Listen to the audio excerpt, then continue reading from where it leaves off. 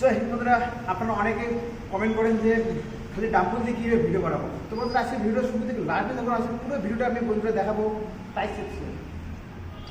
তো বন্ধুরা আজকে আমি ট্রাইসেপসের ভিডিও মারি দেখাবো দুটো ডাম্বল দিয়ে। তো আপনারা ভিডিওটা শুরু থেকে লাস্টে দেখুন, তাহলে পুরো ডিটেলস পাবেন। ভিডিওটা মাঝখানটা কোনো কাটাকাটি করবেন না, নাহলে কিছু বুঝতে পারবেন না। আর এরকম ভিডিও পাওয়ার জন্য অবশ্যই কমেন্ট করুন বন্ধুরা, আর চ্যানেলটা সাবস্ক্রাইব করে রাখবেন। আমি আপনাদের পুরো প্রত্যেকটা কমেন্ট করে আপনাদের মতোই ভিডিও বানানোর চেষ্টা অবশ্যই করবো। আজকে ভিডিওতে শুরু থেকে লাস্ট ভিডিওর মধ্যে পুরো ডিটেলসে পেয়ে দেবেন।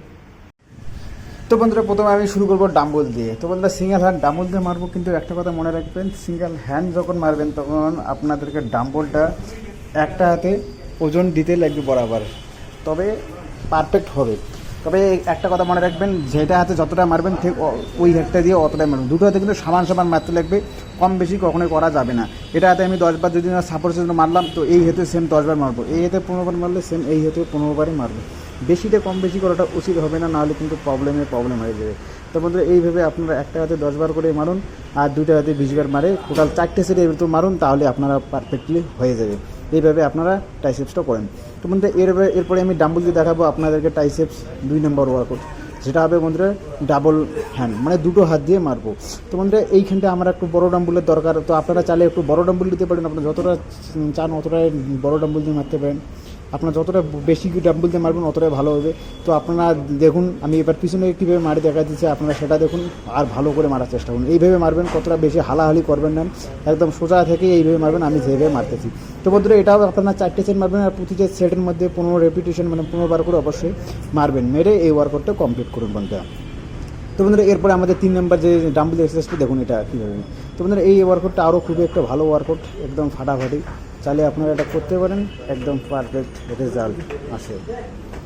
তো এই ওয়ার্কআউটটাতে একটা মিস্টেক হয় আপনারা কী করবেন, এটা বেশি হালাহালি মানে করে ফেলেন। তো আপনি যেভাবে মারতেছেন সেম টু সেম সেইভাবে মারেন, মিস্টেক যাতে না হয় সেটা ফলো করবেন, আর সেটা আপনার ধ্যান দিয়ে ভালো করে মারার চেষ্টা করুন।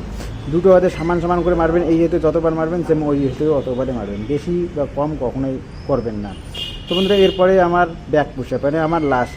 মনে রাখবেন বন্ধুরা আজকে যেগুলো আমি দেখালাম সেগুলো সব একদম সিম্পল এক্সারসাইজ বন্ধুরা, হাতের পেশি মানে ট্রাইসেপসের ওয়ার্কআউট।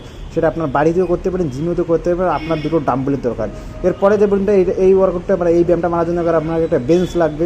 আমি যেভাবে মারতেছি বন্ধুরা, এটা একটা বেঞ্চের দরকার, বেঞ্চ হলেই কাফি। এটাকে বলা হয় ব্যাক পুশ আপ। এটা আপনারা বন্ধুরা টোটাল 4টে সেটে মারবেন, আর একটা করে সেটের মধ্যে আপনারা যতটা করে মারতে পারেন ততটা করে মারুন, ভালো হবে এটা বন্ধুরা এক্সারসাইজটা। এটাকে ব্যাক পুশ আপ বলা হয়। এটার সাথে সাথে আপনার লোয়ার চেস্ট মানে ট্রাইসেপসের সাথে সাথে আপনার চেস্ট মানে এমনকি ছাতিও কাজ করে, বুককে ভালো কাজ করে। তো বন্ধুরা এরপরে যেটা দেখাবো বন্ধুরা আমাদের ডায়মন্ড পুশ আপ। তো আমি দেখুন হাতটা কীভাবে নিয়েছে, আপনারা সেম হাতটা এইভাবে নিয়ে রাখবেন। এটাকে বলা হয় ডায়মন্ড পুশ আপ। এটা মারলে আপনার ট্রাইসেপস তো গ্রো করবে, তার সাথে আপনার চেস্টও গ্রো করবে। আপনার চেস্ট মানে কি আপনার বুকটাও ফুলে উঠবে, তার সাথে সাথে আপনার চেস্টটাও কাজ করবে, দুটোই একসাথে কাজ করবে। তো বন্ধুরা আজকে ভিডিও এটা ছিল খুব সিম্পল ভিডিও। আপনারা চাইলে এটা বাড়িতেও করতে পারেন, জিমেও করতে পারেন, সব জায়গায় করতে পারেন, খুব সহজভাবে দেখালাম বন্ধুরা। আজকে ভিডিও এটাই, কেমন লাগলো অবশ্যই জানাবেন। দেখাবে পরবর্তী আরেকটা ভিডিওতে। ততক্ষণ ভালো থাকুন, সুস্থ থাকুন, tata bye bye, thank you, ধন্যবাদ।